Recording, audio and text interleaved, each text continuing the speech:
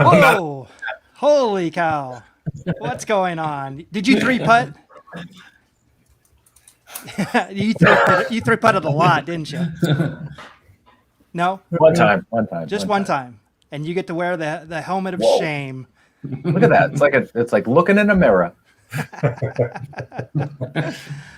Hello and welcome to episode 48 of Carvers and Creators, a weekly demonstration and discussion with pumpkin carvers, sculptors, and multi-talented artists. We please ask that you please consider giving us a like and a follow on the platform you're watching us on, and please let us know in the comments where you're watching from and if you have any questions for the carvers and our special guest. My name is Michael Mondragon. I'll be running the show, moderating comments, and chiming in from time to time. Let's meet the Carvers. First, he's an artist and sculptor from Boston, Massachusetts. He's a 2019 champion of Food Network's Outrageous Pumpkins. Paul Dever, welcome. Paulie, God bless. Yeah. See you. Glad to be here. The Carver from Boston. Next, he's a multimedia sculpture artist from Tucson, Arizona, and a finalist on Halloween Wars 2019 on the Food Network. Matt Harper, welcome. Oh, yeah. Daddy! Praise to be. Nice. And our returning guest today is a pop culture artist and toy maker from Cincinnati, Ohio. He creates insanely tiny portraits on peanuts and other odd canvases. Please welcome Steve Casino. Welcome. There he is. Hi, Steve. Hi. How you doing? Nice to see you again. How you doing? Yeah, good to be on here. How you I doing? missed you guys. We missed you too. Yeah. Yeah, like you were if we on all in went- February. February seems like so far. It's so Right, far in the past. Crazy. Yeah. Holy crap. Okay, so well, there's a bit of a technical glitch here. For Whoa. whatever reason, StreamYard says Facebook. Yeah, we don't want to connect today. So unfortunately, yeah. So if you know anybody that watches us on Facebook, unfortunately, I don't know Tell them what to to get over do. to YouTube where we want to That's be it. anyway. So we'll probably post this later. That should not be a problem. But they can't be live with us. Sorry about that. This is Matt's carving from last week. love it. The subject was a mutating goblin. Dude, I love the eye on that forehead. Yeah. It's, Oh, that one. Yeah. dude, it's so understated, but like amazing. It's Well, I'm glad I could read because I literally just had all this blank spot on top. I'm like, yeah, it's okay. And then I like, how about he's mutating and growing eyes and stuff? So on either side, I have these kind of squinty, like just prying open eyes. So, but I didn't know if it would even read. So I'm like, I'm glad it did. Thank you, doctor. dude, it's awesome. And the gums too are just Yeah, exactly. bananas good. Thank you, guys. God, please, God. And here is Paul. Yes. So Whoa. awesome. Yeah, that's the one I saw. That thing's great. Yeah. So fast. Does it read though? I mean, Instantly. Yeah, when you look at that ear, you know the word mutating. I mean, Jesus Christ, I thought that was something. It's bro, that's just killer. Just so killer. yeah, mutating. I misunderstand mutating so much I because know. it's like, well, he's just changing, and then it's like, no, and then I looked up mutating, and then looked at photos of other things mutating. I'm like, oh, for God's sakes, I can't make it become something else. Yeah. So I'm like maybe one side is growing, like it's Right. pulling out. Right. It's in process. It's mutating. It's not mutated, right? So, Good point. I like where you went with that. a lot of interpretation. And I love the ashtray of a mouth. Yes. Oh, complete ashtray of a mouth. Goblins don't have toothbrushes. Everybody knows this. It's just science. It is science. Yeah. Follow the science. Well, let me introduce the fourth member of Carvers and Creators. It is the hollow wheel, the center spinner, or the rotating, let me back up. The rotten rotating topic tumbler. How about that? Is that good? Oh Yes. my God. Paul will Mickey's been explain playing more with now. the thesaurus. Yeah, it got me tongue-tied. Well, I'll try not to do anything like that. That'll make me tongue-tied. I mean, that was pretty well done, Mickey. Thank I you. could never do that. Okay. The wheel, kids, boys, girls, everybody else. This is what we're going to be doing tonight. Our theme for the night will either be Thug Royal I just added this one other guy, meaning one of us will have to try to carve one of the other guys. Pretty simple, right? Right. So, Piece of cake. yeah, Just don't land on that. just don't. No, dude, I got pennies all over the back of it now. Yeah, good. Okay. Old age, zombie, mammal, punk, guest choice. So, Steve, you're in the running for your own decision. Okay. Elf, primate, and I already said that. So, and then second spin will be how they're feeling. So, repulsive, sulking, hysterical, suspicious, irritated, drunk, grizzled, perplexed, mutating, and charismatic. If it lands on mutating again, you will need another guy on the show. Now you need a second. Steve, spin. you looking for a job? Yeah, we'll just you know what? Let's make an executive decision. Second spin it if it goes mutating. How's that? No, listen, I love to complain. It's my second favorite thing to do, but I'm not a quitter. I'll never give up. Okay, so you know what? I think I figured out the wheel though, so I gotta kind of change it because whenever the logo is right side up, Yeah, that's a problem. it lands on everything I don't want. So I'm gonna go logo upside down before to get the surprise. Yeah, and spin it 3 times harder than you normally do. Yeah, I don't have that much room. We've already gone through that where I've basically fractured my elbow. Okay. Okay, so here we go. Spin one, please. That was a good spin though. Elf. Buddy the elf. Buddy the elf. Oh boy. La, la, la, la, Please la. do not be a mutating elf. Please do not be a mutating elf. I think you just jinxed it.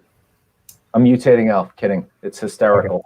A hysterical Hysterical elf. different. Yeah, WTF. Yeah. WTE. What the elf? What the elf? This wheel. How does it do this to me? I'll send that in and get it repaired. So translate that for me. What is that? A hysterical elf? Oh, hysterical. I didn't hear hysterical. Hysterical. Hysterical elf.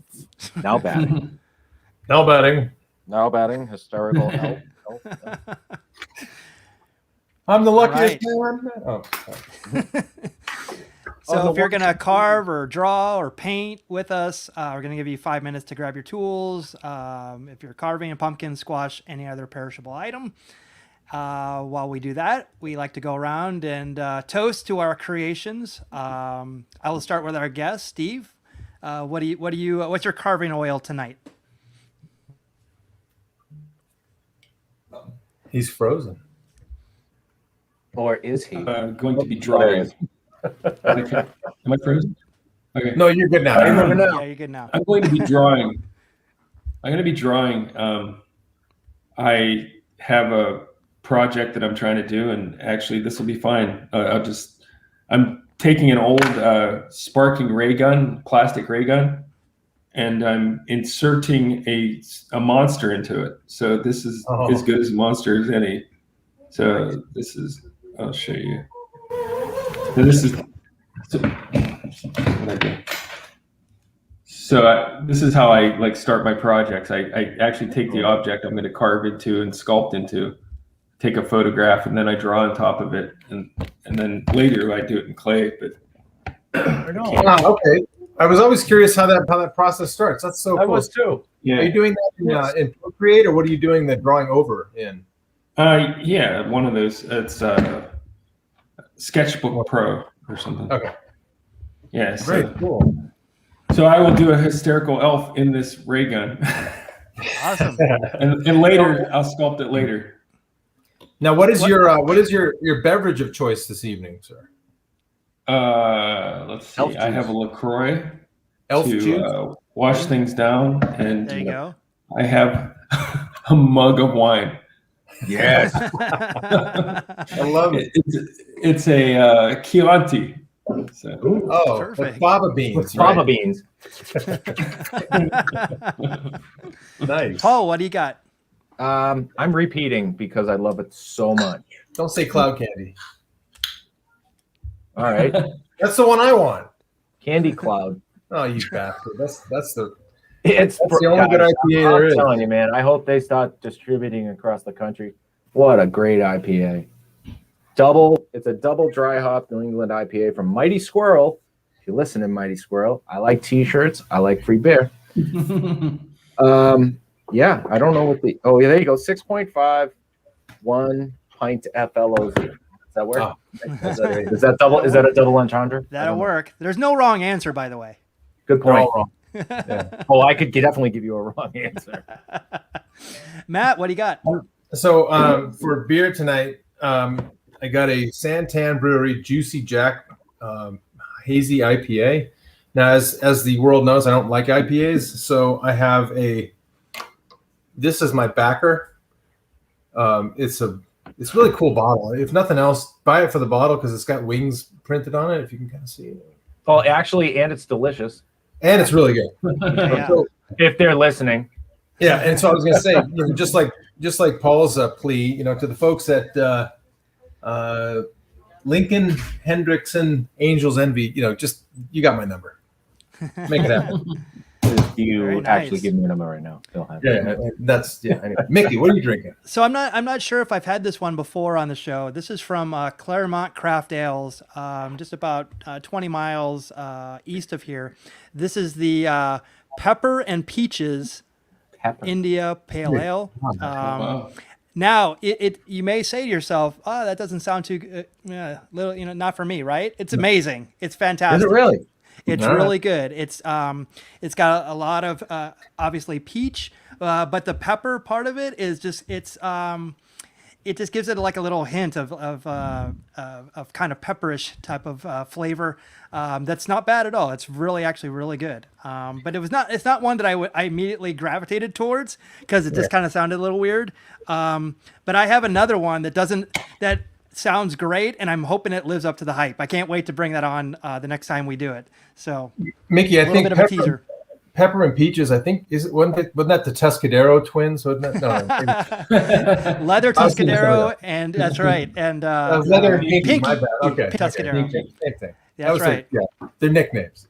That's right. And who are their rivals on Happy Days? Whoa, that's a good one. Wow. So they The had Malachi two brothers? guys. It was The Malachi brothers. The Malachi brothers. The Malachi That's right. brothers? Steve for the They did win. the Malachi Crunch. The Malachi Crunch. Nice job. Fantastic. Out Fantastic. of the woodwork. Malachi. Yes. For you Yeah, Happy Days fans. So- we had 3 channels where I lived, and that was on one of them. Yeah, you could not watch that. Gilligan's Island. That's how it all works. Yeah. Oh, yeah, everybody had that one. So this is Steve in a nutshell, right? Steve in a nutshell. Pop culture is your gig. So you're actually required by law to know every question that I have for you tonight concerning pop culture. Clearly. Yeah. But yeah, so how have you been doing? What have you been up to since the beginning of the year? I mean, I know you've had a lot of stuff going on. Just a lot of commissions, and the later part of the year, I have a lot of other things going on. But I've just been cranking stuff out, and I don't know, it's all a blur, frankly. So I was on in February, I guess. Yeah. I don't know. That's what they tell me. I'm trying to think. Yeah. What happened since then?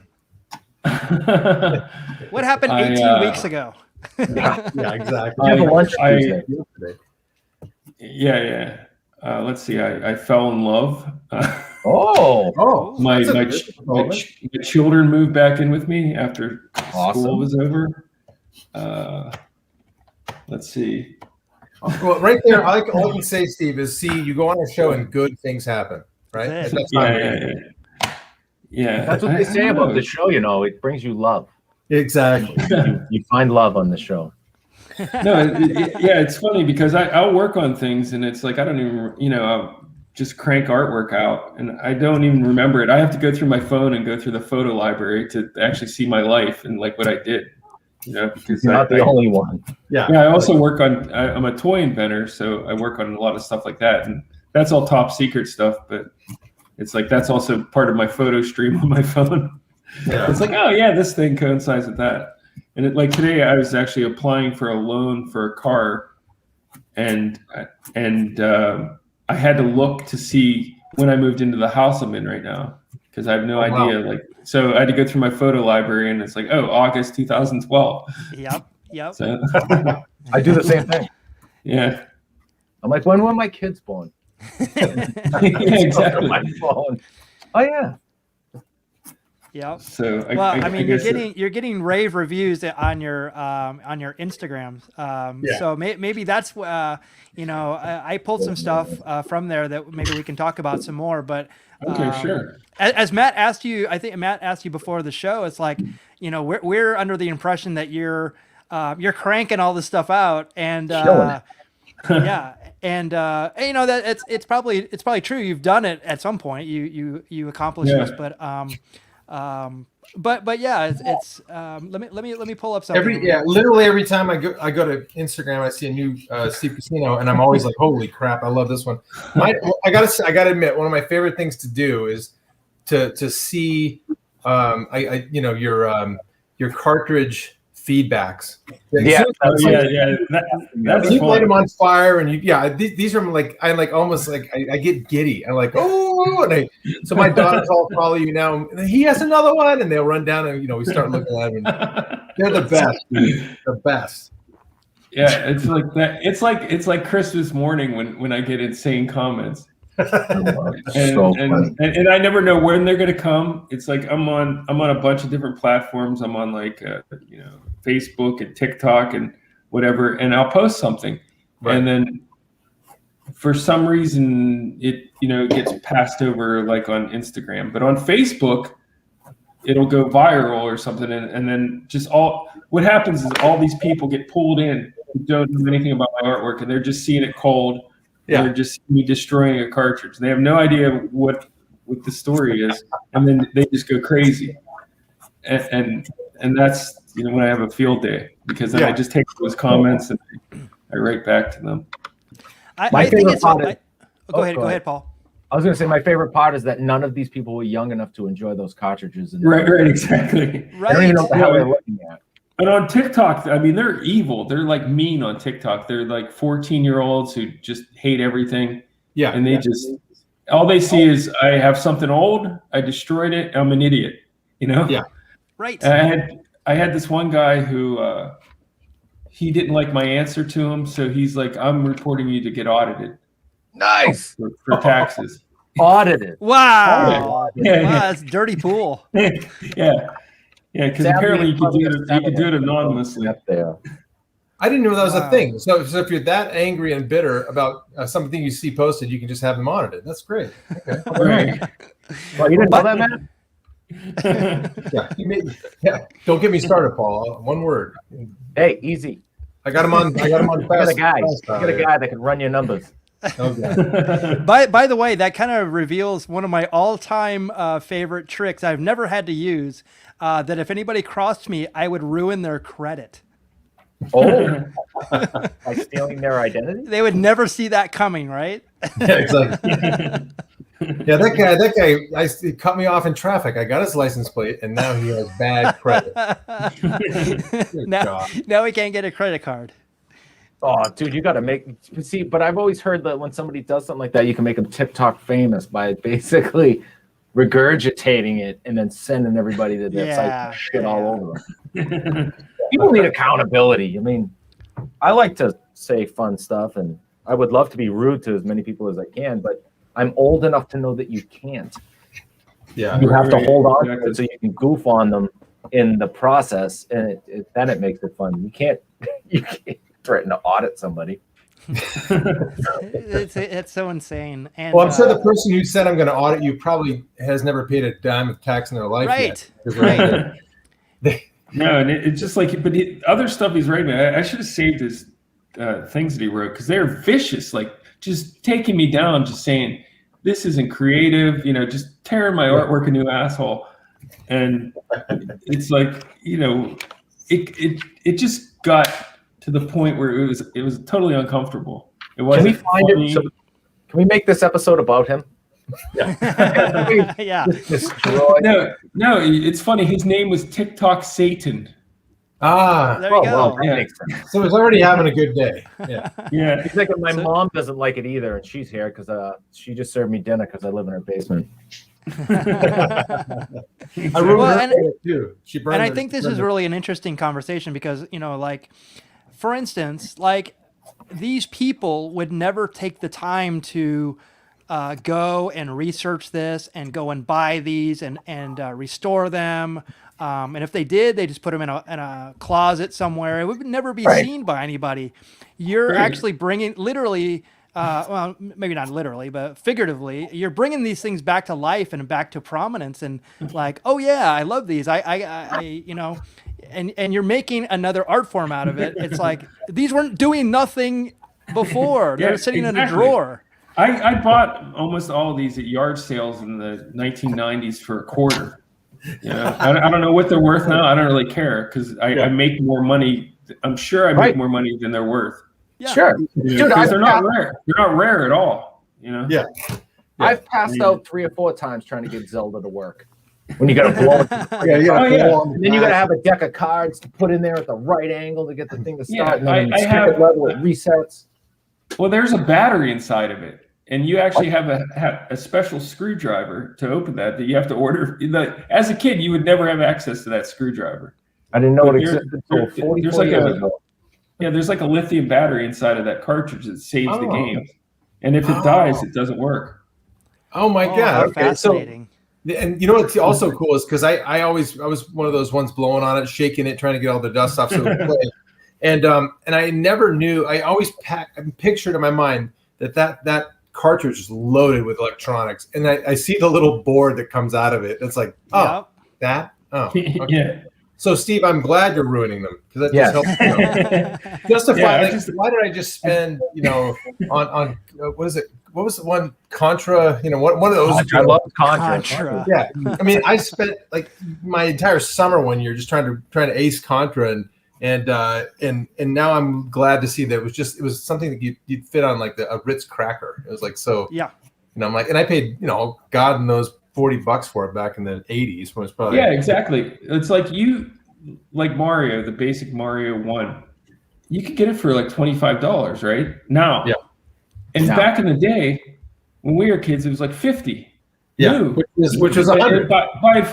Or $200. And you got that as a Christmas present. That wasn't my kids once a day come to me and be like, Dad, can you buy me this game online? Because you don't even have to buy a cartridge anymore. You can just download it to the console. Right. Yeah. So it's like once a day. Can I get this game? Can I get that? Exactly. You got Mario back in the day. You were like bringing that shit around like Flavor Flav on a chain, being like, "Look what I got! Yeah, look what I got, Mario! I got Mario too." I still have friends' cartridges that I borrowed back in the '80s that I never returned. So, you know what you should do is send them the video when you chop it up and turn it. I'm pretty sure that a Punch-Out cartridge I used was my childhood one. So yes, that wasn't mine in the first place. So that Mike Tyson Punch-Out. So even those, and you did a really good one. I think it was like Bald Bull, or you probably done all of it at this point. But even the little skinny guy, the boxer, and then when you get to Tyson, I still remember because Tyson at the time that game came out was the absolute. The most feared man on the planet, and then when you get to the end, and it takes a while to learn how to dodge that. It's like left, here it comes again. But from Istanbul, Turkey, like all I still remember every bit of that dumb game and how many hours I wasted. I think I was in college. I'm sitting there, I should be, whatever you're supposed to do in college, study, I guess.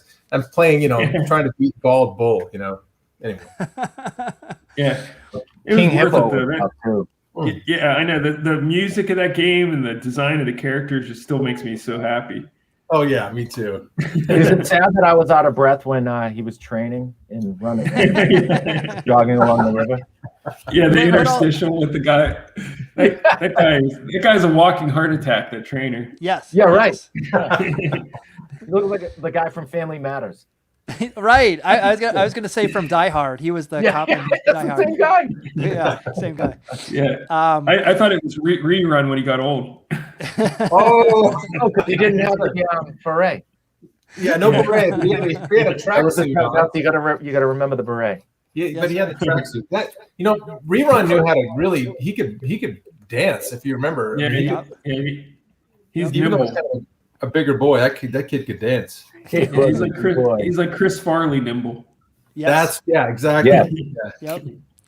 I wanted to make another point on the cartridge. By the way, it's like I don't understand why this generation or the younger generation even cares about tangible things, because everything is digital. It's digital in their world. It's the same reason why like NFTs are super popular, is because it's all digital. It's like I can't figure out NFTs only because I'm just like, well, I'd rather put it into like an amazing book. Like there's a book company called Tashton, which I love. They're all high-end books, and I'm like, I'd rather have that, a tangible thing, rather than something digital.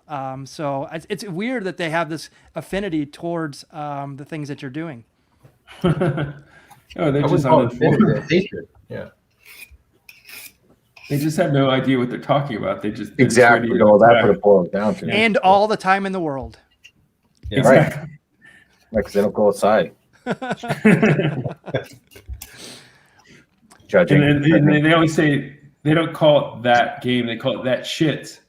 That shit. That shit's worth money. They can't earn enough. They can't earn enough making their $0 a day to buy one of those. What do you mean? I got to work 24 hours a week? So maybe it's maybe they just are not. They're just ignorant to the fact that these things are like they're worthless. Like to anybody that out there. I mean, anybody can get these. See, now when it's in this badass, when it's in the Steve Casino form. In this form, its value's raised. Beautiful. I mean, this is like something I'd put on my wall tomorrow. It's so badass. Oh, nice. Thank you.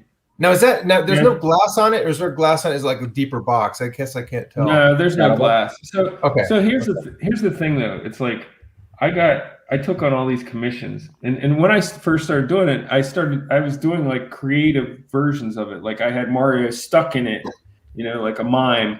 Okay. And then I had like. I did one. It was actually autobiographical because I'll just get personal here. I figured out that my wife was cheating on me. So I did an autobiographical cartridge that had Pac-Man coming out of it. And Ms. Pac-Man was cheating with Mario. And because the guy my wife was with was Italian. I was going to ask you. And I did a big reveal to her.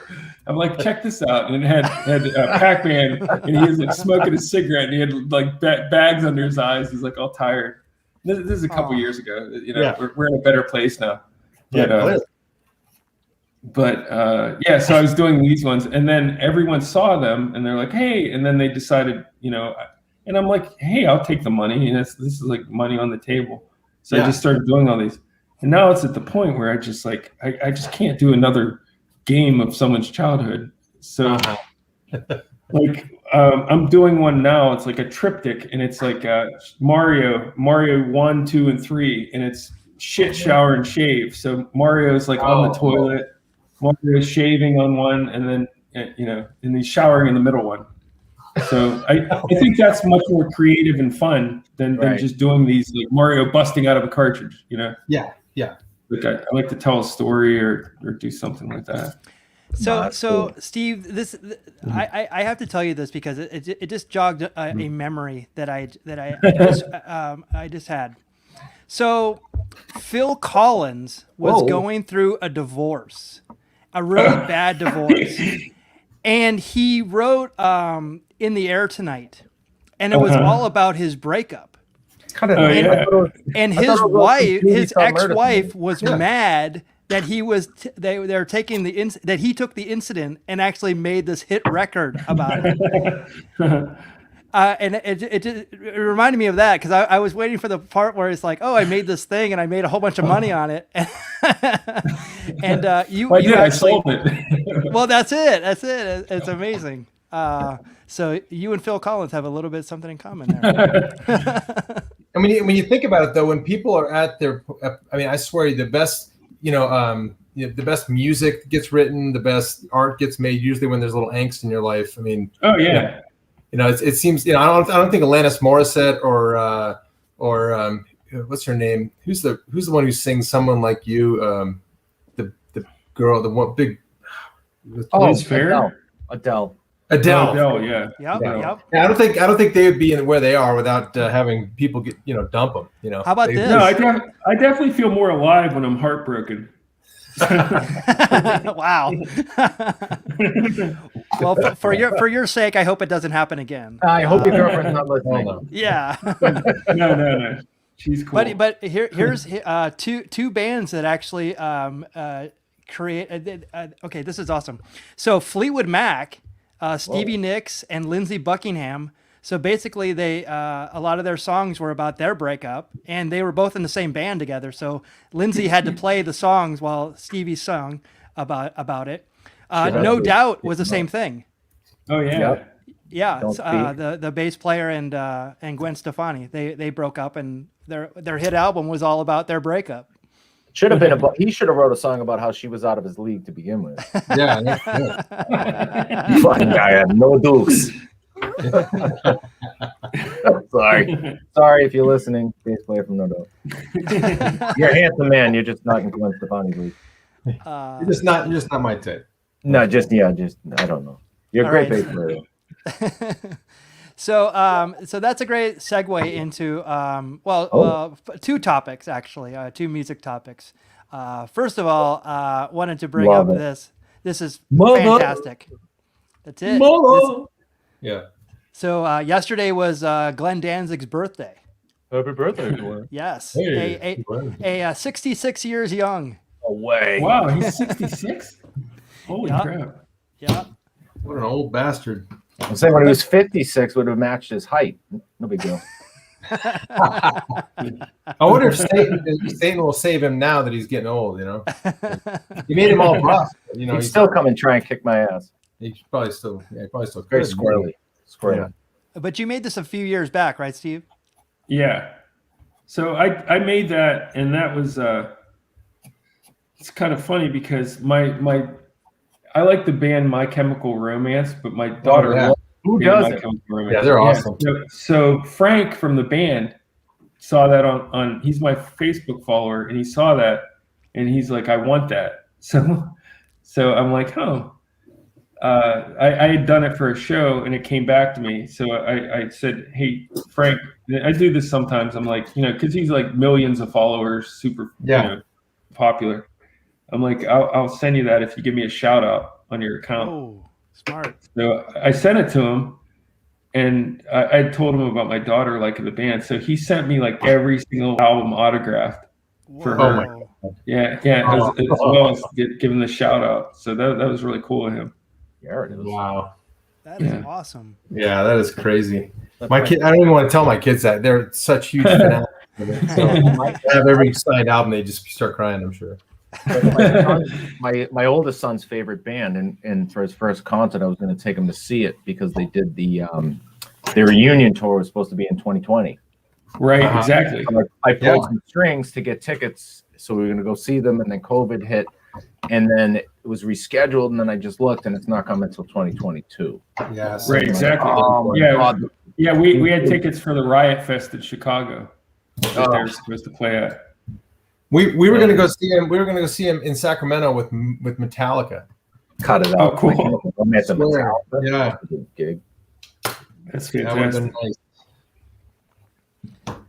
Woulda, coulda, awesome. shoulda. Yeah, because I remember I kind of introduced my daughter to them in a mix CD when she was like 6 years old, and she got into them. She's been in it, and she's like, they're never going to reunite. I'm like, listen, every band reunites except maybe the Talking Heads. Yeah. It's like when there's money on the table or whatever, they're eventually going to reunite. She's like, no, they won't because they've stated this in interviews. And I'm like, no, they're going to reunite. Yeah, the Eagles also said they wouldn't reunite. I was gonna say they did an album called Cold Day in Hell. Right. Basically, that was the whole reunion tour. Money talks. That's right. That's it. Yeah. So this one is pretty close to Matt and I, our hearts. I love that. So Maynard James Keenan from Oh. Tool. How long ago did you do that one, Steve? That's actually pretty recent. I had done one like maybe 5 years ago. Okay. And he's actually a tough caricature to do, Yeah. Yeah. And that's really little. That's like I did a tiny peanut for him. Oh, really? So, yeah, my hands are very small, for real. So when you see them in my hand, they're actually smaller than they actually, I have like child-sized hands, like stuffy sausage fingers. Well, it works. What's on the top of it? So is that human hair? No, it's a sheep hair. Sheep. Okay. Wool. That's right up his alley. Yeah. No. You and I had chatted about it. So I'm a big Tool fanatic, and so is Mickey. We got to see them as youngsters for no money. At little tiny bars with 100 people in them, and just to see how quite large and in charge they are. It's pretty amazing. Yeah, I love them. It's just they are definitely one of my favorite bands. But our fanatic, we're kind of you're kind of understating it, Matt. Like we were super like, it was like one of those bands that was like I said 100 people, but like the next time they played, they were playing in front of like 20,000 people, and then they're on Lollapalooza and stuff like that. So I actually have a picture here. Matt actually saw them in Hawaii. Oh yeah. And this is the picture. You took that picture, Harper? That he took. Did. It's like one of the most amazing pictures of all time. Matt, did you put that on? Is that online? No, I sent it to you because I saw your Maynard. Do you want to sell it to me, Harper? No, I could swear that I used that photo. I did a photo very much like that photo as reference for that peanut.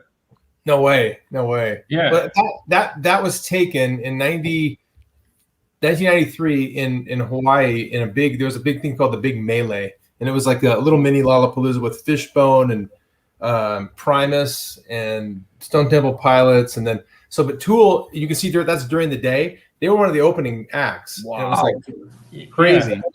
And I think Fishbone cleaned up the night, or maybe Primus or something, because they had like Jerry's Race Car Driver. But and so it rains like every 5 seconds and it goes away every 10 seconds in Hawaii. But this was like in a big outdoor venue, and it was no seating, so it was just in a big field. And the area where the mosh pit started raining when Tool gets on, and it was turned into an absolute mud pit, and people were like hurling mud and stuff like that everywhere. And so to get up to the front was just to escape, getting hit in the face with a mud ball. And so I got up to the front because I was really there to see Tool, because I'd seen him before in a little club, and so I got that picture, and I got a couple others. They're not near as clear, because imagine this is like you had to go get this developed back then. Yeah, it like photo. Yeah. But anyway, and then Mickey probably did a little bit of magic to it, because I think he makes it look a little bit better than it is. But it's but I'm just proud I have it. I have it up on my wall because I just love Maynard so much. Dude, you should be taking pictures of Rolling Stone with photos. I know it's incredible. That's an amazing. I got one. I'm one and done. Yeah, I saw them at Lollapalooza in Jersey, and they're on the second stage, and it was like they're amazing. Like, and I'd seen Sober, the video on MTV, but nobody knew who Tool was yet. Like, they hadn't really caught fire, and it was just like, wow, I'm just witnessing an incredible performance. Yes. Yeah. We saw them on they had an EP called Opiate, which was if you ever get that one, I mean, like, it's one of the actually the show that we were at is actually online. If you look on YouTube, it's like Tool 1991. It's at a place called the Mason Jar, and it's online. It's that whole EP, and it's like incredible.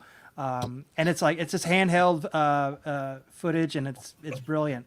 But you brought up Lollapalooza, so this is this is the rabbit hole that I went down last night. So this is a ticket stub from the very first Lollapalooza show ever.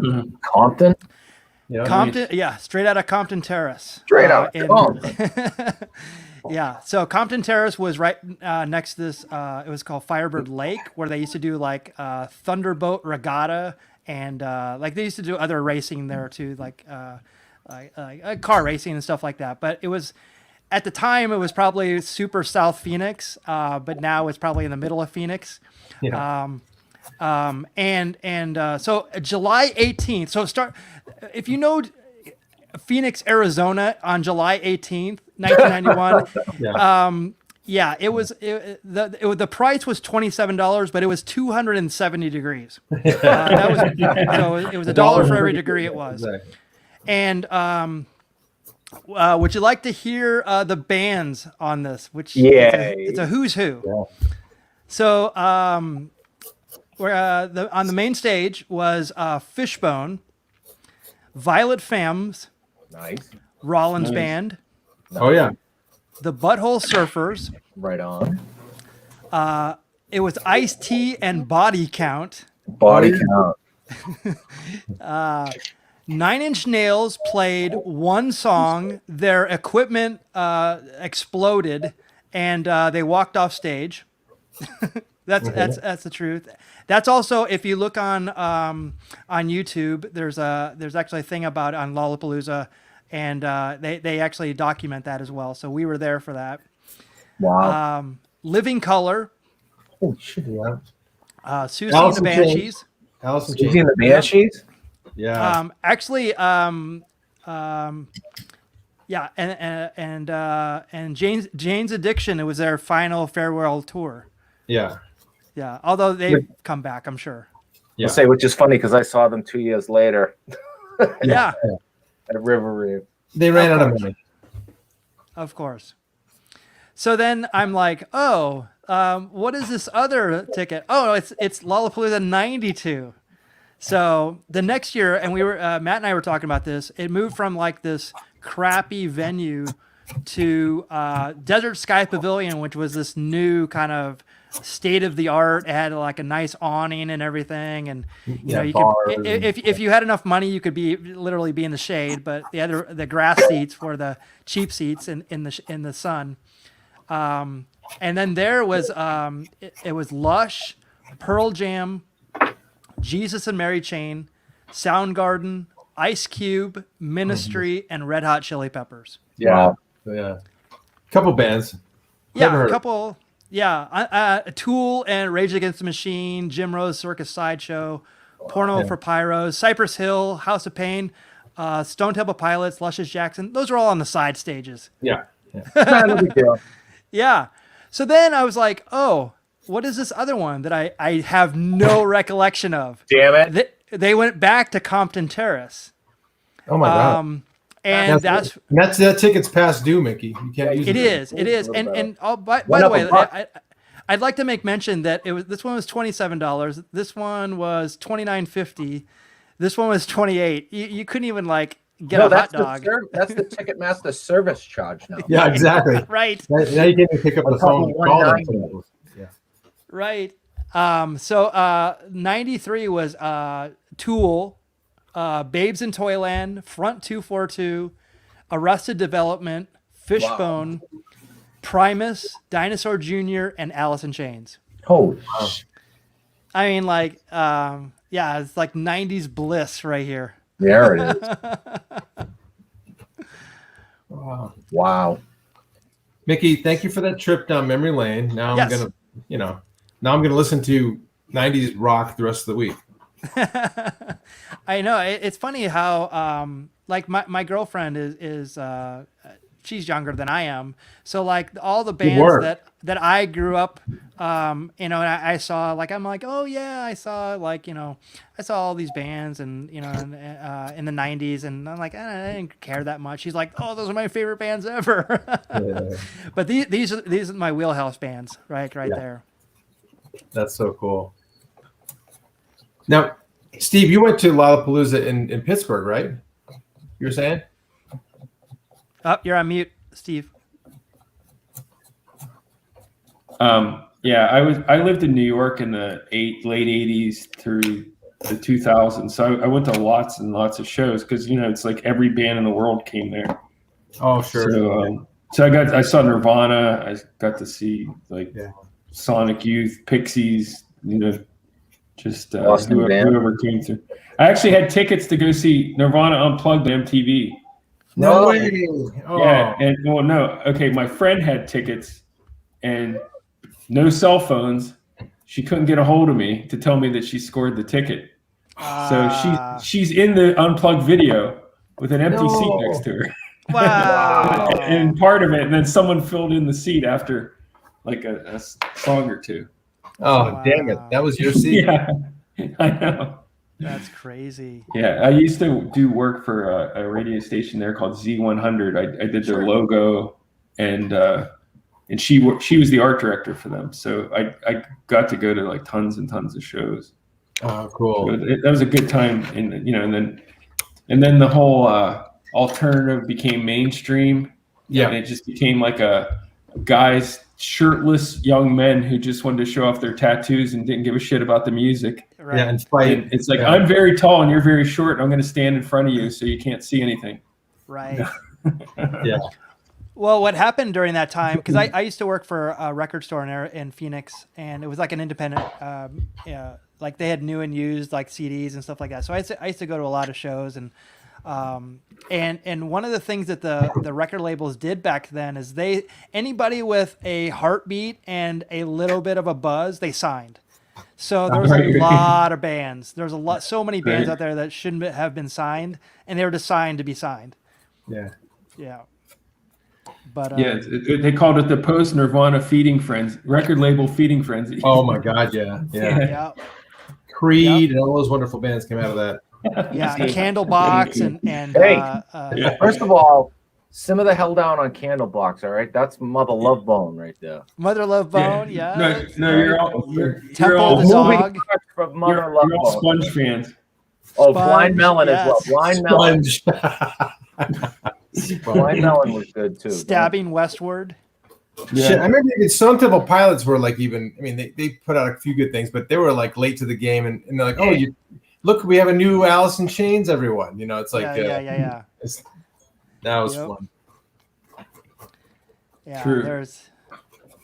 There was a period where it's like you did have to sift through some of the stuff, but then like even the sub pop stuff that was I guess it would have been edgier if it would have been earlier in the 90s, but it started becoming mainstream as well. So just don't make fun of Creed, okay? Because they're my favorite. Thank you. Yes. You know what's crazy, and you're probably going to laugh at me for it, but I don't see what the big deal is why everybody shits on Nickelback.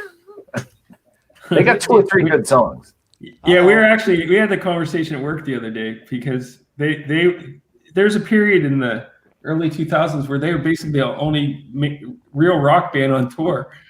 Right. Yeah. And people just shit on them. Oh, I know. It's become sport, though. I don't think it's even like. Right. I guarantee you, the people who hate them don't even know. They just look at the guy's hair and go, "Okay, what's up?" Is it weird that I this photograph? Okay. I just made a connection. The same people that shit on Nickelback is the same person that audited Steve. That's it. Yeah, exactly. Yes. That's the Satan. That's his kid. TikTok Satan's kid. That's the kid. You guys all suck. It's all coming together. Those who can't critique. Exactly. YouTube. Well, I can type on my phone, and I'm really good at barbs. So yes, I actually have a Nickelback joke. Yes, please. I hope it's not going to get us in trouble with the American community. I don't know if it will or will. It's one of my favorite comedians. Did you know that there is a Nickelback jacket in the Rock and Roll Hall of Fame? No. Tell me, is there? It's in the Lost and Found, but it's there. Nickelback. But I'm fun. Come on, like Matt said, look at that. What's it? Look at this photograph. Whatever they that's a good song. Was it? Yeah. Yeah, it is. We actually played it at your house because you put it on. Oh. It is a good. Oh, he outed Twice. you. You put it on repeat and you're like, listen to this lyric. And did you see the tears streaming down my face, Paul? Because I tried to hide that. You were trying to set up your drums at the moment. I think we were ready to play drums. No, Listen to that bass. It's kicking. Yeah. No, if you listen to No, but Nickelback listen, now- Kim was the first girl he ever kissed. You gotta listen to it, man. No, they're basically the equivalent of country music now. Right? Oh, wow, Yeah, kind of. You're right. Yeah. But people used to shit on They're country back like the then. prototype for modern country. Exactly. And the funny thing about modern country, in my humble opinion, is they just take a song that was, I don't know, decent or even okay in the 80s, and they sing it with a little bit of a southern twang, and now it's a country song. You know, Yeah. Exactly. And I'll make Yeah. the argument in the 90s that country started being the new rock and roll. With like Yeah. Garth Brooks and Yeah. Well, that was the big draw for stadiums. Yeah. Yep. yeah. 100%. Garth, but you couldn't even beat Garth Brooks in there. No, he still can't. I mean, that guy. I don't know how he does it, but he still like does pretty darn well for himself. Actually. Geez, He- here we he go was- he circling was so- back again. What's Fuck that? you, Ticketmaster. I tried to get tickets to the last Garth Brooks show, but the service fee was like $900 for a $400 ticket. Garth Brooks was so huge that he tried to sabotage it by becoming Chris Gaines. Oh. Yeah, that was funny. Oh yeah, I remember that. Yeah, he had like a. And he also went to spring training with the San Diego Padres. Look it up. Wow. And he also took off, was it 8 years from touring so that he could watch his kids grow up. That's Yeah. what made me like him. That's what made me Yeah. like him. That's rock and Yeah. roll right there. And well, let's get something straight. I think The Thunder Rolls. Roll. I don't care what you say. That's a great song. I think Lemmy did the same. No. Yeah, I know. Yeah, Lemmy wanted to nurture his berries on his face. That's right. Yeah. Well He was done. That's growing nursing well. gangrene in his feet. You know, that's all he wanted to do. Really. Instead of raising kids, he's like, let me get my foot covered with gangrene. Let me raise this thing off my face. Yeah. I think Motorhead did like albums just to avoid all their kids, right? I think so. Yeah. You can tell. You listen to it, you're like, this was just this was kid avoidance at this point. The name of the song is "I'm Not Going Home," no matter what you say. One more year on tour, hun. Yes. The next one's the last one. I'm a It's really huge good. We're not Motorhead fan, so you know. Yeah, we're definitely not getting any rock and roll sponsorships at this point. No, not yeah. Well, Maybe it's rock and roll to put down rock and roll, huh? Oh, good point. That's Good there's a point. huge, that's a huge market. Huge market. Did you ever go to the Rainbow? On Yes, Sunset in Strip? LA. I've been there. Yeah, did you ever go there because Lemmy was there like every single night? Yeah, it was my stupid bucket list to go see him there, but he died before I could go see him there. Yeah, he would sit there and play this stupid like matching game, you know, that bar where you spot the difference. Right. And, yeah, and it was like we were there one night and we were with a party of people, and basically it's like you don't bother Lemmy, you know. He's in there. Oh, wow. And this guy we were with, he had a brand new spanking Motorhead shirt from Target. Oh, shit. And he's like standing there, and he just wanted to like say hi to Lemmy, and there's a miniature Lemmy sitting there that to keep people away from the actual Lemmy. Yeah. And it was just a funny scenario. Did he actually say hi to the guy, or did it No, go? Lemmy just ignored him, like he didn't Okay. want anything to do with him. He had a lot of stuff to do that night, you know. Yeah. You gotta concentrate, man. You only got so many seconds to look at the photo before you gotta go. Right. Or it's another quarter. Yeah, you got to It's real, dude. Yeah. It's real fast. Yeah, That is I awesome. never saw him at the Rainbow, but at the time I think it was called Billboard Live. So, but I can say that I saw Motorhead. So, Oh, cool. definitely, yeah. Yeah, I've seen him play, and they're certainly loud, but yeah, good times. Yeah. You have a Motorhead machine gun. I do. My wife got Nice. got my gun engraved with a bunch of Ace of Spades stuff and Motorhead stuff. So I kind of like. It's pretty awesome. Yeah, and It's then like that's the difference between Arizona and Massachusetts. That was the one thing I could find that was the absolute difference. Matt had like donuts and Danish and scrambled eggs on his table with an like a submachine gun, and we have all of that except for the submachine gun.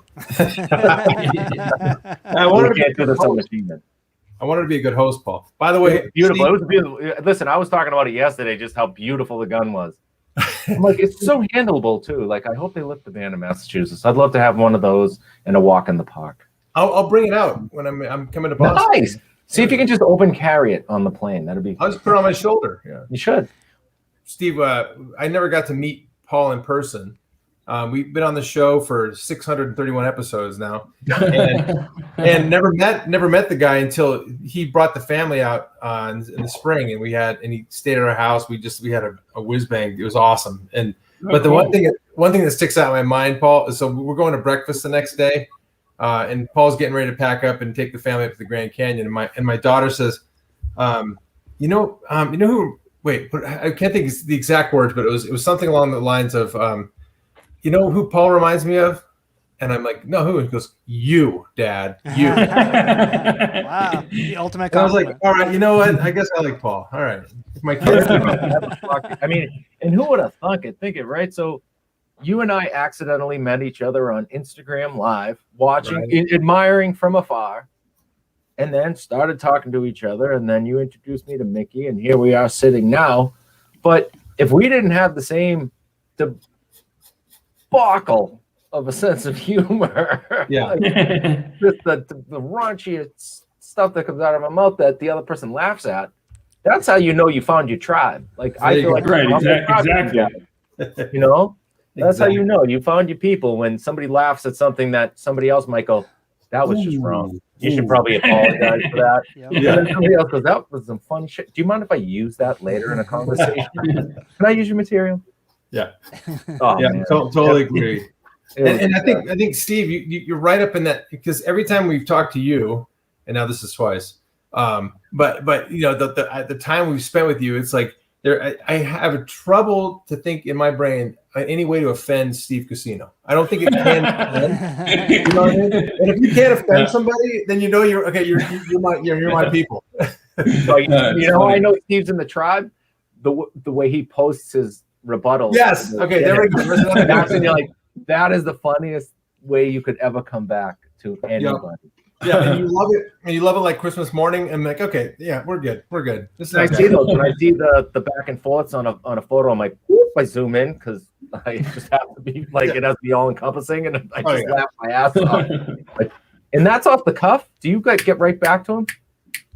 Nora says she loves the Harper family. Oh, we love the Harper family here in Boston. The Harpers. Yeah. The Harpers are the best. Do you like? Or is this off the cuff? Do you like get right back to him? Or do you like? I mean, you obviously have enough human to get right to just hit him with something. No, what I do is I come up with like 20 comebacks, and then I pick the best one. Oh, I love it. Okay. Oh, yeah. Well so they're curated. And usually the knee jerk one is not the one I use, because it's just like, fuck you. That's the knee jerk one. Donkey Kong sucks. You suck.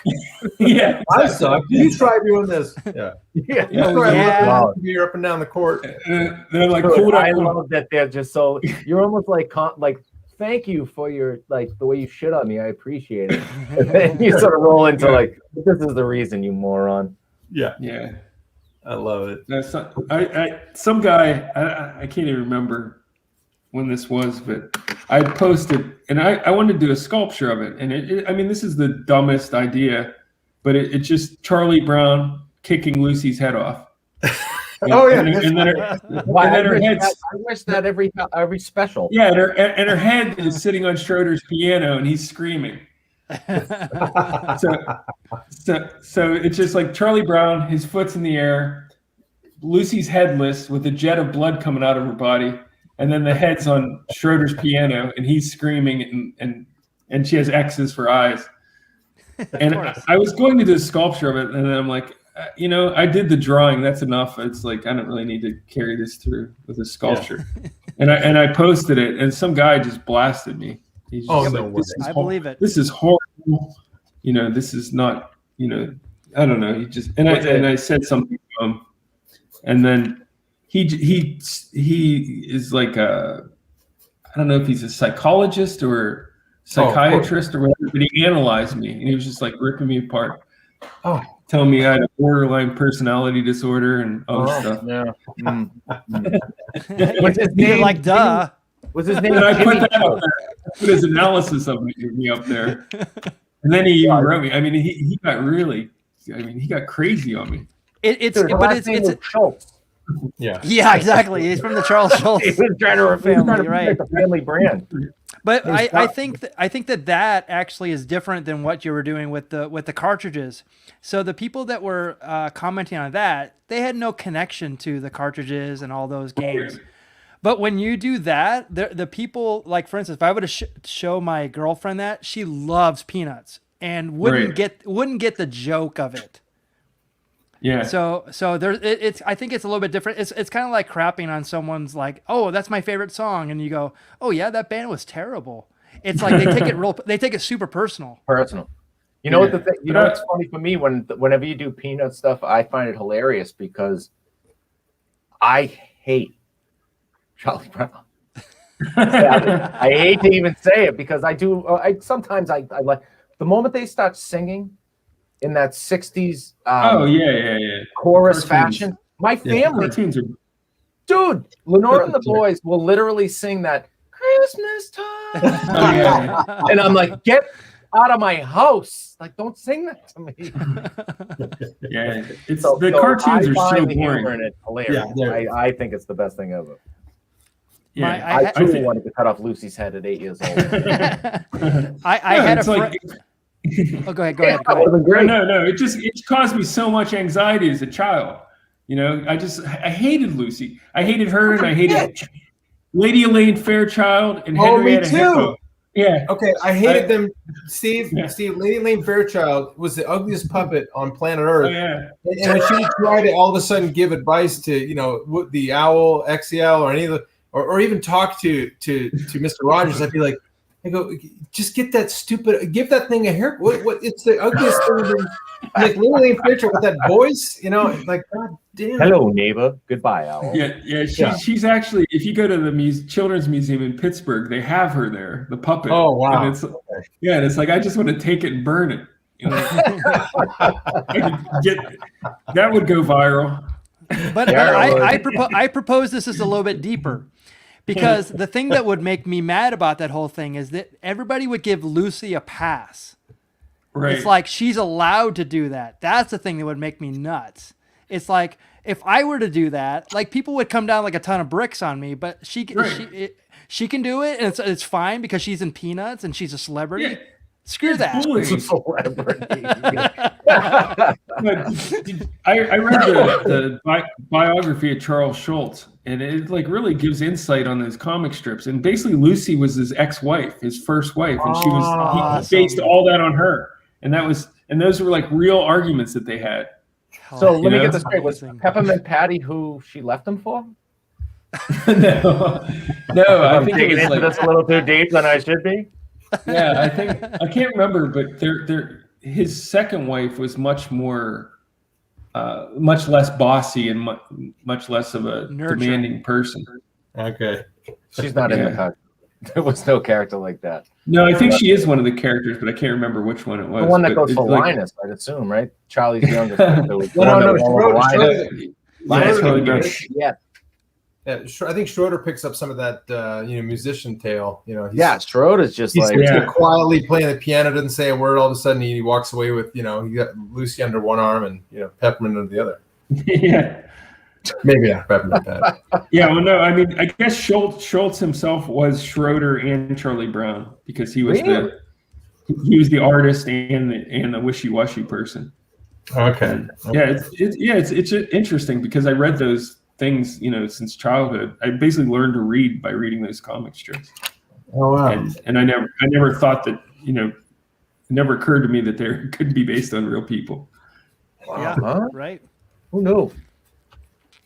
That goes back to like you get some angst in your life, you get an ex-wife, and then all of a sudden you got the world's most memorable cartoon ever. You know, that's all. Yeah, It is. exactly. You know what's crazy to me though is Charles Schultz dies, and on his deathbed, right before he kicked the bucket, he was talking about how he wished he'd been able to make art that was more beautiful. And he said, my stuff is so rudimentary, and I remember reading an article about that, and I'm being like, but so it's just that it kind of dawns on you. It's like every artist strives to, like every rock star wants to be, the biggest one or whatever, and everybody wants to do more and more elaborate and cool. Right.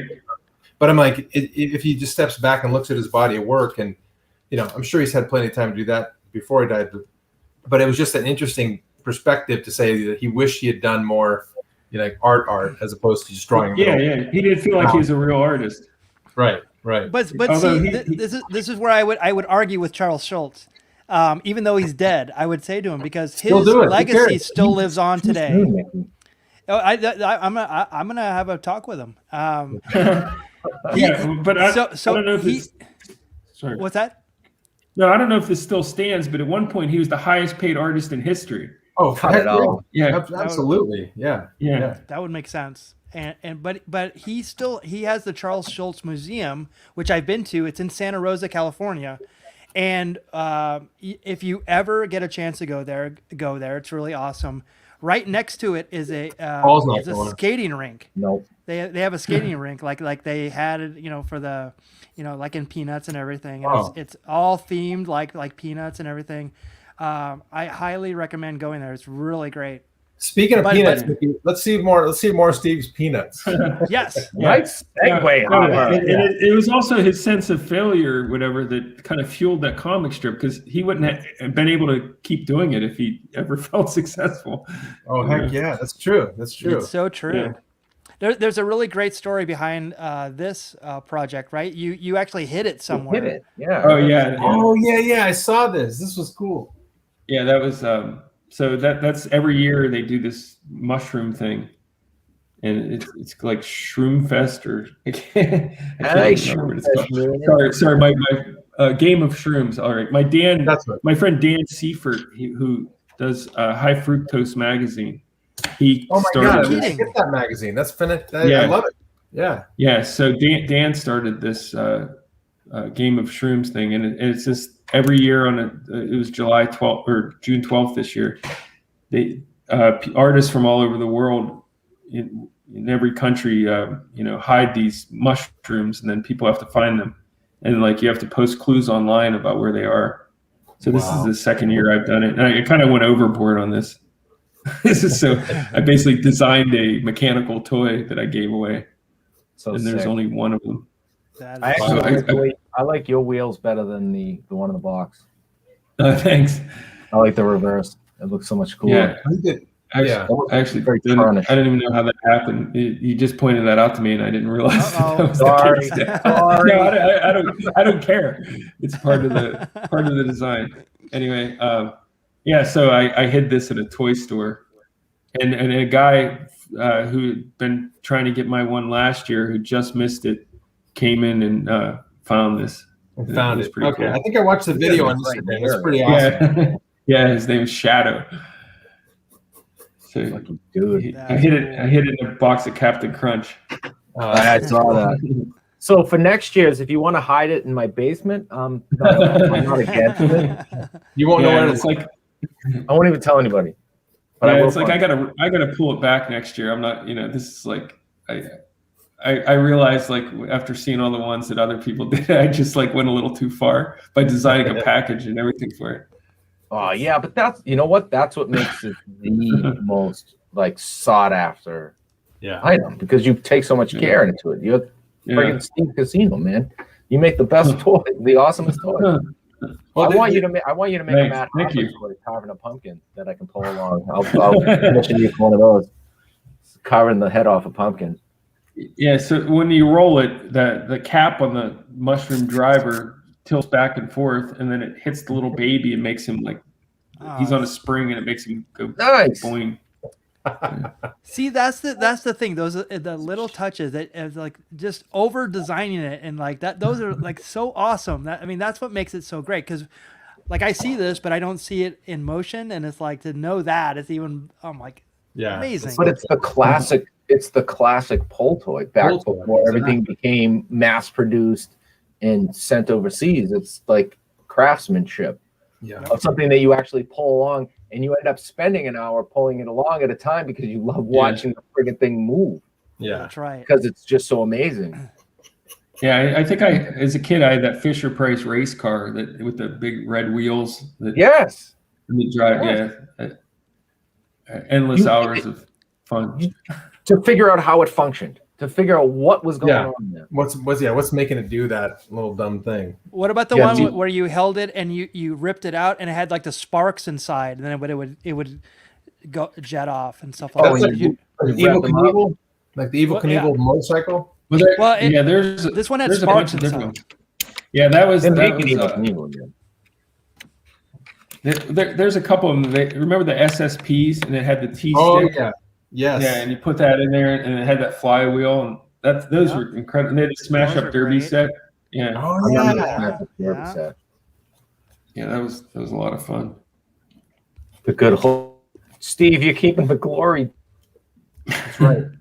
Exactly. Well, I think you're one of few people who still know the mechanics of all that stuff. I mean, people are just like, yeah, whatever, and you're. But even something as simple as silly putty, like silly putty was amazing. Oh yeah, that's just fun. I like wacky packages. They're the best. It's almost like, it reminds me of like not the kids, but the products. What were those called? You must know that. Which one? Paul, you broke up. It was all trading cards. Garbage Pail Kids? No. Not Garbage Pail. It's called Wacky Packages. Oh, yeah, Wacky Packaging. Yeah. You just said it. Yeah. There. Oh, my God. He's got it. Thank you, Mickey. Jesus, man. Of that course. Was it. I used to buy that at 7-Eleven. Yep. Head and bolts. Yes. Those were so awesome. Yeah, I like chock full of nuts and bolts. That's right. So I bought it off eBay for $20. It's a whole uncut sheet of these. Wow. Oh yeah. Yep. Let's see if I can. These are my ragu and girl RD feminist Chef spaghetti. Girl RD. Yeah. Feminist spaghetti. What else? Yeah. Oh, so yeah. So, Harm and Hammer. Yeah. These are. This is why I became a graphic artist. Honestly, 100%. Dude, they were the best. Yeah, me too. It just carries that on right there. Yeah, it completely shaped my sense of humor because it was like making fun of everything. Yeah. And we don't do that anymore. You know, we kind of.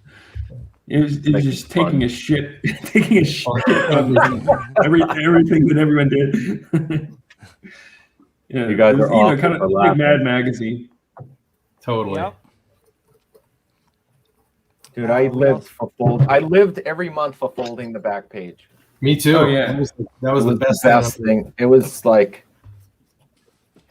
just the thought process that went into that is. You know, you want to hear something dumb, Paul? So my older brother and I would buy the magazine. We'd look at it together, and then it would be like, you know, he paid for it or I paid for it, so I get to do the fold. Yeah. And then at one point, if you guys remember, I don't know how many times they did this, but they had a record that came in a Mad magazine. Yeah, I remember. Yeah, it had a song on it called "It's a Super Spectacular Day." Yeah, exactly. Yeah, and you know, at 11:45, your relations are right. But I remember the song, and I remember it so well, like taking it carefully out of. It was literally like just a thin piece of. I don't know how they did it. It sounded terrible, I'm sure, but we listened to that thing until we couldn't hear it anymore. You know, it was awesome. Yeah, it was called a flexi disc. Flexi disc. Thank you. That's right. So the thing about that record, remember, it had multiple endings, so it would skip into a different groove. Yes, and then give you a different ending. Oh my God! Wow, yeah, wow. I never knew that. That's amazing.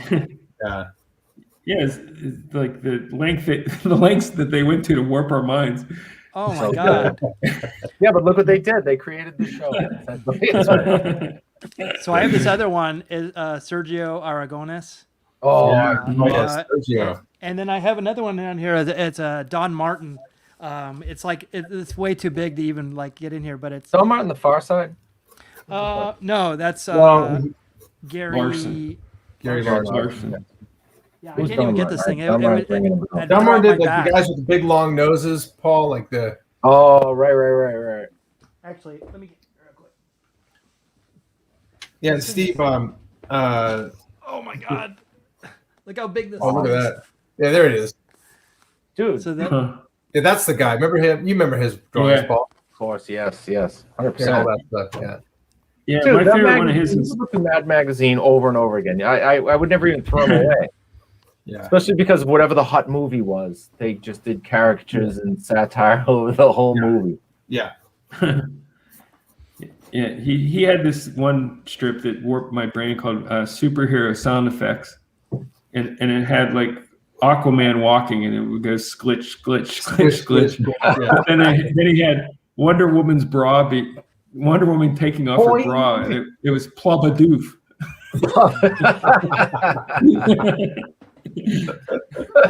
But yeah, I think Al Jaffe did the fold-ins was my favorite, and that whole thing that I do with the making snappy answers to stupid questions basically was from him.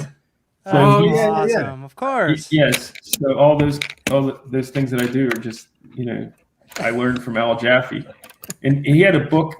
The ultimate book that he ever did was called Mad Book of Magic and Other Dirty Tricks, and it was like one of those magic books where they show you the trick and then they tell you how it's done. Yeah. But his completely insane. It was like how to cut off your finger with a meat cleaver. So it shows the magician doing the trick, and it's like boom, boom, and then it shows how to do it. And it's like the step one is you have to surgically get your finger removed. So and then you get all these rubber fingers and glue them to your hand, and then you can just do it night after night. It's a higher form of comedy, and actually it takes longer to cultivate that because it's like it's in magazine form. Like how just to go through that process of doing that, it's amazing. I love Mad Magazine and just everything about it. So one common denominator I think we all love is like Star Wars and Mad Magazine. But then it branches out from there. It's like we were talking about like common themes that we all love. It's those are two of them. 100%. Yeah, Spy versus Spy. Spy versus Spy is unbelievable. Those were the best. Yeah, So you guys remember genius. the Gru the Wanderer? It was like a Sergio Aragonés comic book, and it was this caveman, who would go out. So my brother, my little claim to fame, not claim to fame at all, but my brother went to a Comic-Con thing, met Sergio Aragonés, and got me as a birthday present to Matt, love Sergio, and has a little picture of Gru smashing the head of with his club, smashing the head of a Brachiosaurus or something, some goofy looking thing. And I have it somewhere, and I swear to God, if Mom, if you're listening, please look for it, because it's probably stuck in the archive somewhere, but I want it. So we are at an hour and 20. We always say it is the fastest 90 minutes on the internet. Is our show. Sorry. But I wanted to go through some of Steve's work here.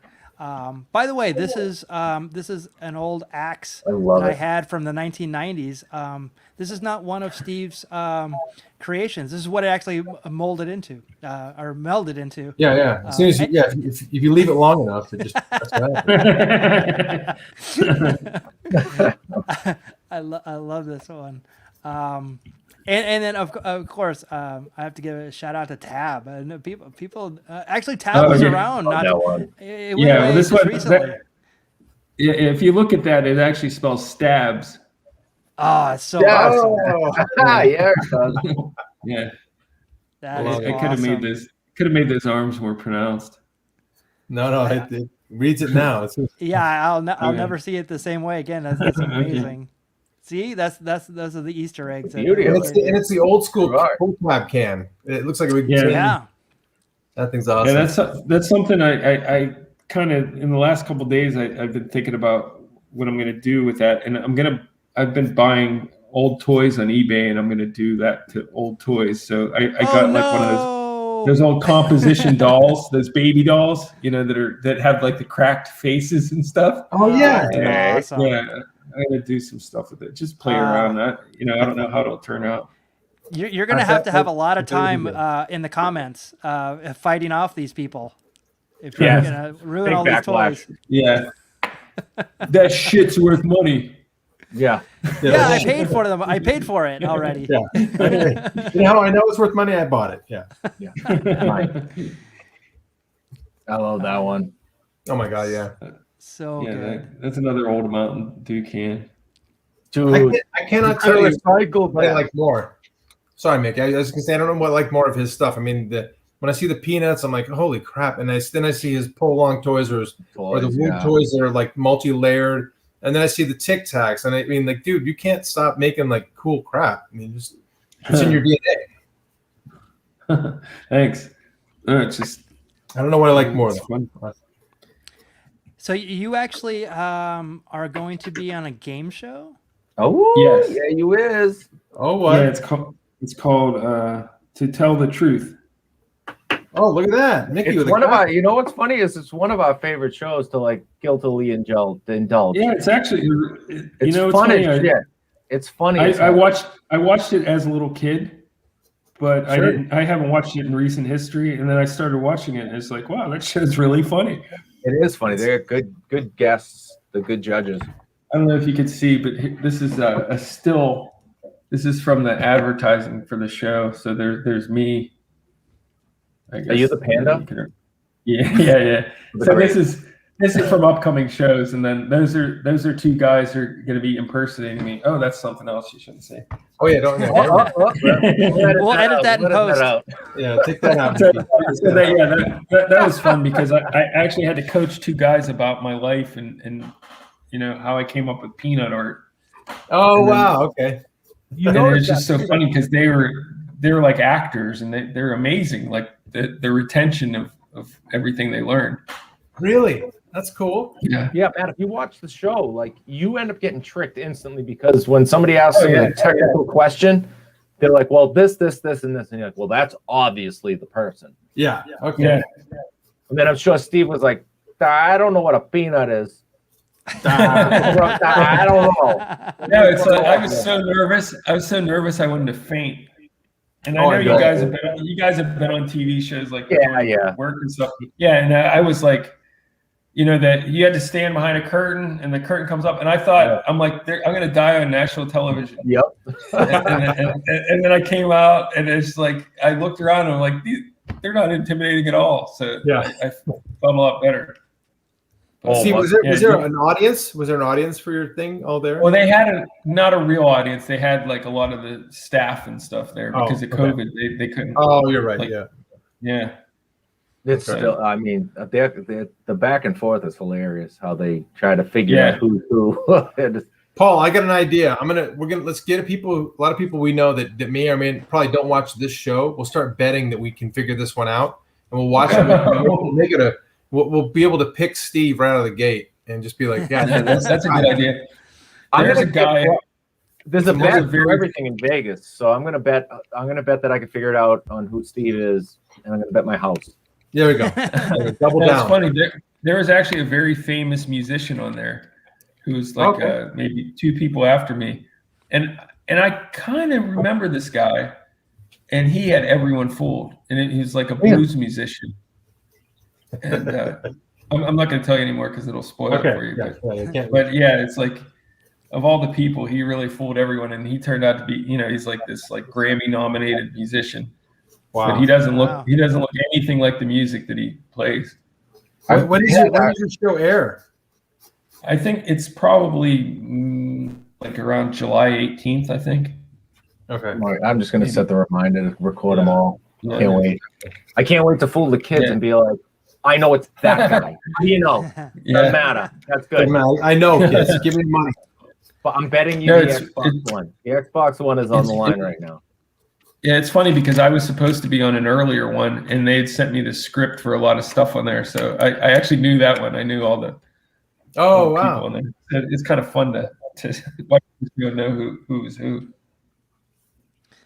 Nice. So McFrazzlestash saying nice to you, Steve. But I want to go around. I wanted to give Matt. I want to see what Matt's doing and see what Paul's doing real quick. I'm going to go with you, Matt, first. Bastard. All right. Sorry. All right. So my guy is nose free right now, and what came to mind was Buddy, not the Buddy the elf, but the elf on the shelf. Oh. And so cool. right now I can't figure out exactly what to do with his teeth to make him what's the term? Hysterical. Yeah. But he'll be demented, hysterical, and then I'm going to figure out his eyes. But this is that that goofy hair he has, and I'm trying to figure out how I can put one of those dumb hats on him. But that's the elf I'm thinking. But I got to get his nose right, and he has this little tiny button nose, and right now I'm not feeling it. So I was like trying to mess with stuff to put on there, and I'm like, that's not working. Yeah, I see the skeletal cavity though. You started with a skeleton, so you're in. Yeah, maybe I make him a skull. I just make this part dug in. Yeah, the mouth is awesome. I love it. Yeah, he's gonna be pretty effed up when it's all said and done. He's hysterical. Ooh, all right, I'm roughing. Sometimes I stick to roughing it in, but I'm trying to stretch the face somewhat. I still have ways to go. I love the upside down. That's the best way to go. I should have done that. Oh, sorry. There you go. No. Thank you.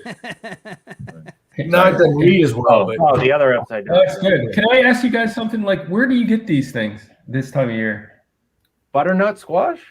Yeah, they're in the. They're still in the store. At the market, most places. Steve, at the market. Okay.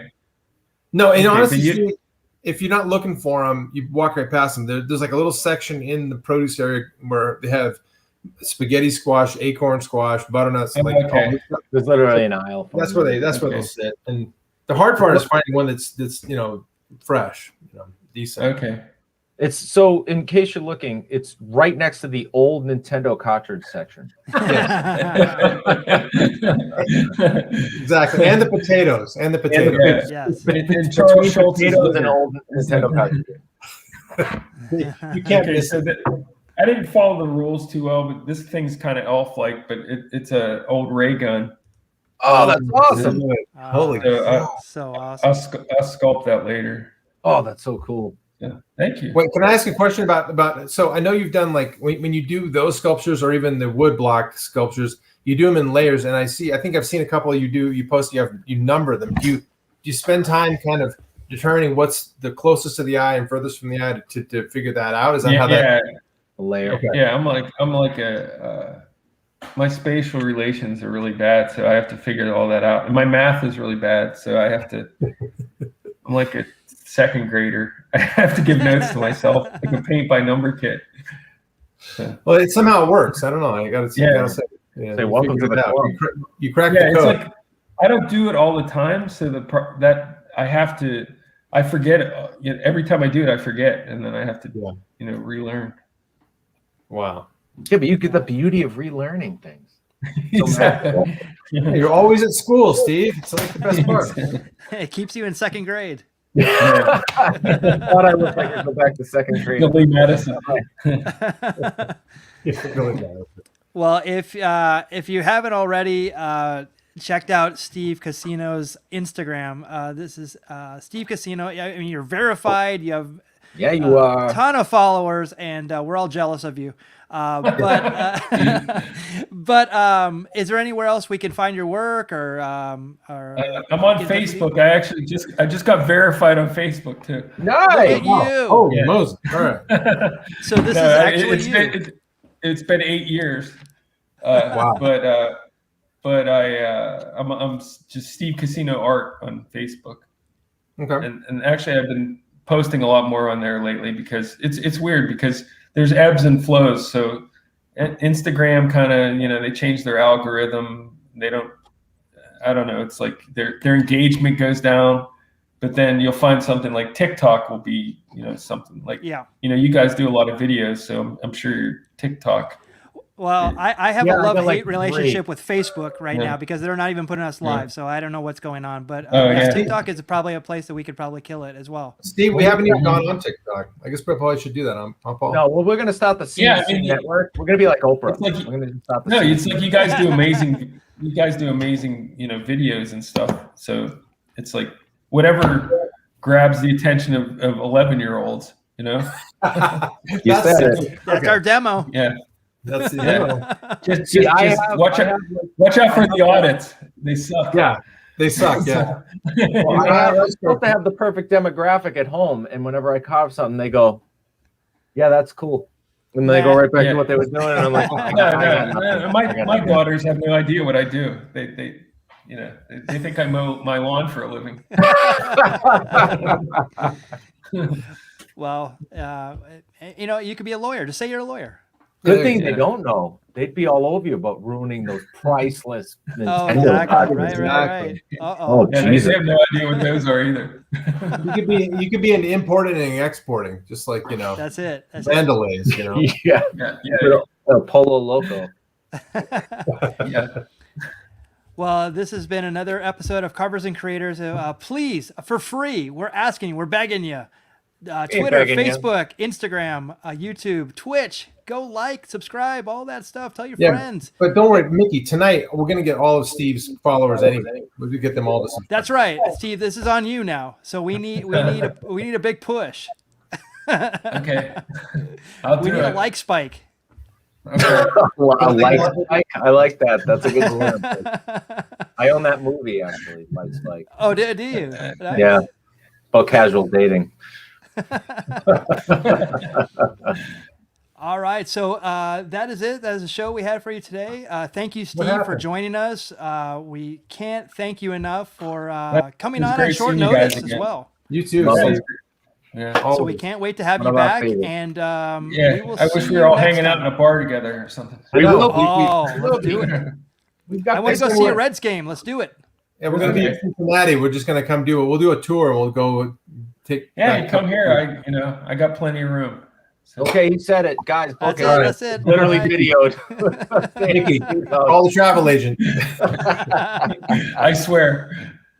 All right. Awesome. Thank you so much for joining us, and we will see you another time on Carvers and Creators. Take Well, care. we're taking the Bye-bye. next couple weeks off, so All right. remember that. Oh yeah. All right. Good night. All right.